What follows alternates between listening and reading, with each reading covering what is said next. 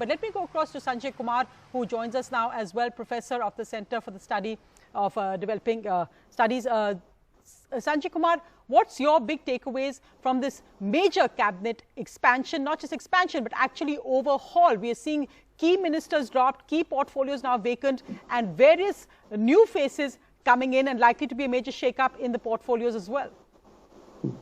I think Prime Minister Modi is trying to send out two messages. One is a message to the international community, international media, because the government was getting a bad name internationally because of the mishandling of the pandemic, and also the way Ravi Shankar Prasad was having, to and fro with the Twitter issue. The second, the message is also to the people of this country. I think government clearly knows that people of this country suffered at the time of pandemics too, and people were not happy with the way government has handled the COVID-2 situation. So government needed to fix this responsibility, while government is not ready to accept that anything was bad with regard to handling COVID-2. But the government wanted to send out a message to the people of this country, the voters of this country, and they have now clearly sent out a message that if the person who was in charge, who was the Minister of Health, he has been removed. So this is sending out a message to the people of this country that this government wants the ministers to perform. Also a message to the ministers that if you don't perform, you don't have a place in the cabinet. Besides, there are other headlines which this cabinet reshuffle has taken. The youngest cabinet, also large number of women in the cabinet. We are all talking about various caste communities. So all these headlines, this cabinet reshuffle has been, Prime Minister has been able to grab these headlines. I think there are also two types of approach if we look at the cabinet reshuffle. One is the immediate thing. They have to address they have to address the issues of UP election, Uttarakhand election, and that is why we see large number of people from UP, Uttarakhand being inducted into the cabinet. But remember, the government also want to send out a message, or the BJP want to send out the message that they don't lose so easily. Look at the way they are keeping an eye on West Bengal.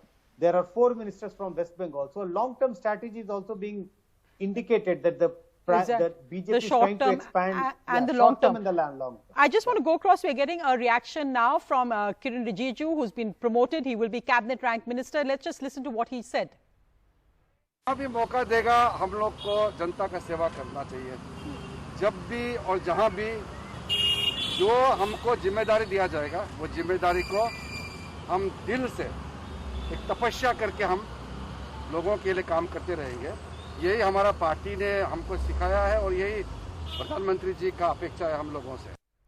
So, Akhilesh, also we've seen the ministers drop. So now there's a sense of uncertainty because we know Prime Minister Modi is always capable of springing surprises. It is interesting also that the resignations of Ravi Shankar Prasad and Prakash Javadekar were only made public literally half an hour before the cabinet expansion. So it didn't take away from the Prime Minister meeting with all his new ministers this morning. We saw him meeting with them, having tea with them. So very informal Prime Minister there. And then the big surprise is just half an hour before the cabinet expansion. Will we see a similar shake-up in the portfolios as well? Because there's so many important portfolios now vacant, and plus, of course, you can see a reshuffle of current portfolios of 2.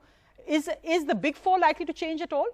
Absolutely, yes, ma'am, because we know that for certainty that there was surprise 1.0 when the size of cabinet was given to us and the various combinations and factors. Surprise number 2 when the senior ministers like Ravi Shankar Prasad, Prakash Javadekar, Dr. Harshvardhan, they were dropped. And surprise number 3 is now we are waiting for the surprise, because once the portfolio allotment is done, we will see large number of portfolios being given to the new entrants, because there are 15 new cabinet ministers and 6 MOS independent chairs. So 21 portfolios to be given to different new ministers. So that will be really big distribution exercise. Akhilesh, I just want to cut across to Narayan Rane speaking right now. Let's go across to him.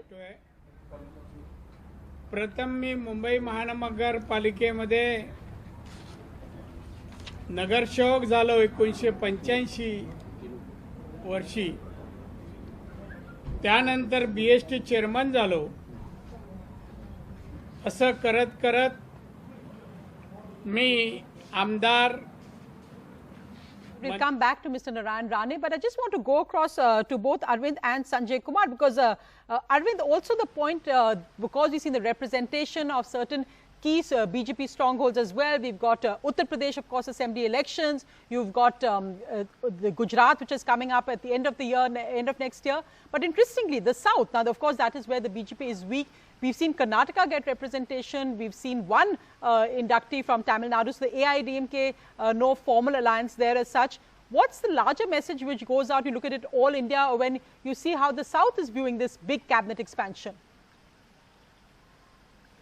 Yeah, Sonia, like you mentioned, with the 43 who have been sworn in as ministers, at least 36 are new entrants into the cabinet, at least, and 7 have been promoted from MO's rank to cabinet rank. And if you could see of this entire 77 plus 1, including Prime Minister, there are 78 ministers in the cabinet, which comes to at least 46% of the faces are actually new in the cabinet. And if you could see the regional representation, if you could take the South, at least 4 ministers from Karnataka have been inducted and 1 from Tamil Nadu. So at least 5 from southern India, but states like Andhra Pradesh, Telangana, and Kerala are not actually accommodated in this new revamp. But whereas G.K. Reddy, who is from Andhra, he has been given an very important portfolio, has been elevated from MOs to cabinet. So that's why, if you could see, South has got 5 representation in the new cabinet, but again, states like Andhra, Telangana, and Kerala has not got much in this present revamp.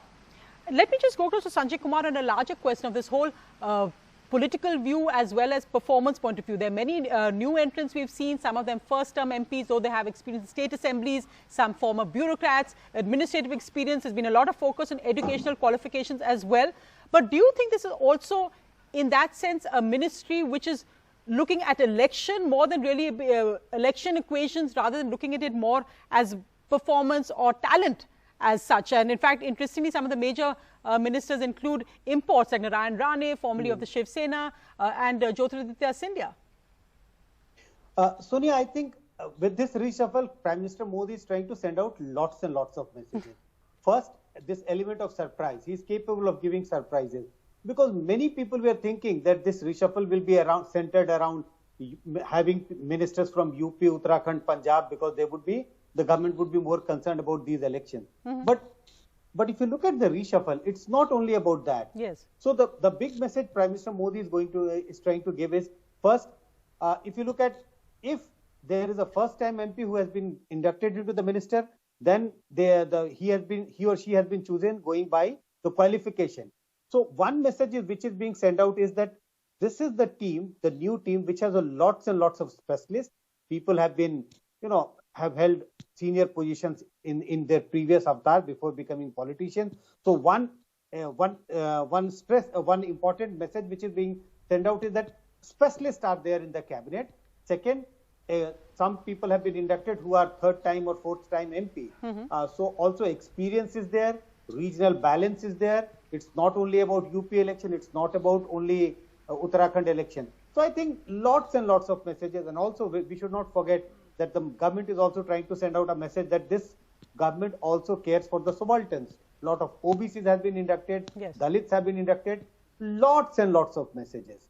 So in fact, you can't reduce this to just one. And Akhilesh, I think that's a point you made earlier also, that this is a very, very carefully thought out expansion. The Prime Minister met with senior ministers, reviewed performances of ministries, met with others to look at this. And of course, JP Nadda and BL Santosh also emerging, with Bhupinder Yadav moving to the government. BL Santosh also emerging as a key election strategist and point person for the BJP as well. But as we are talking, Akhilesh, we know that petrol prices, fuel prices, another major headache for the government. Are we likely to see changes, as I said, in the major portfolios as well? The health ministry changed because, as Sanjay Kumar talked, that perhaps the Prime Minister is seen as responding to what the grief of people were, those deaths in the COVID pandemic. But also now petrol, the economy, also major worries. What are you hearing as of now on the major portfolios?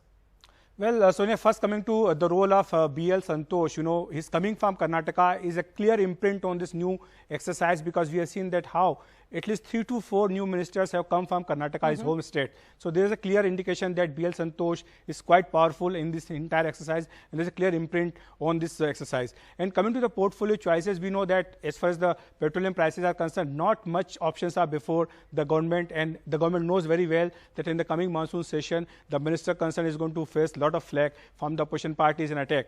And also we have been told by the sources that in the afternoon meeting when all the new ministers went to meet the Prime Minister, the Prime Minister's instructions very clear to the new ministers that they have to remain in Delhi till 15th of August, till this monsoon session gets over. And the second point, they told he told the ministers that they should be meeting with all the concerned MPs if they come with any issues or any problems, so they have to sort it out and address to all these issues. And third point, the Prime Minister urged them to remain in the house and have to follow the roster duty. Remember, the many ministers who have been dropped, they had a complaint against them that they did not follow the roster duty in Parliament, and they were not present in the house. So this may be the key factor. And coming to the portfolio question, of course there will be challenge, but we've been told by the sources that there will be no change in the top 4 ministries. So that is, of course, there's no surprise. So Nirmala Sitharaman stays as finance minister. Yeah, so there's no surprise there as far as the top 4 are concerned. Right, and Akhilesh, I know this is just speculation, but what are you hearing with many health warnings, because Prime Minister Modi can surprise everybody, but what are you hearing about, say, what is Anurag Thakur, what are Jyotiraditya Sindha, what are the new cabinet rank ministers getting, who's getting health? What are you hearing at the moment? Well, I have not heard about the health portfolio, but yes, of course, Anurag Thakur is, speculation that he may get the INB portfolio from Prakash Javadekar, and the law ministry can be given to Bhupendra Yadav, who played a key role. He's a senior lawyer also, and he played a key role in Amit Shah's court cases, and he's a key election strategist also of the BJP, and he was involved in various parliamentary committees, so he can be given a bigger role. Narayan Rane, it has to be seen, maybe he may be given heavy industries, which was given to Prakash Javadekar. So there are at least 21 portfolios which have to be decided and given to the new ministers. So we have to see, maybe in coming 1 or 2 hours, we'll see the president release from the President House about the new portfolio allotments. Right, and we'll of course rely on you to report it first, because remember there are also many other ministers like Piyush Goyal, Smriti Irani, who have multiple portfolios. So let's see where those actually go.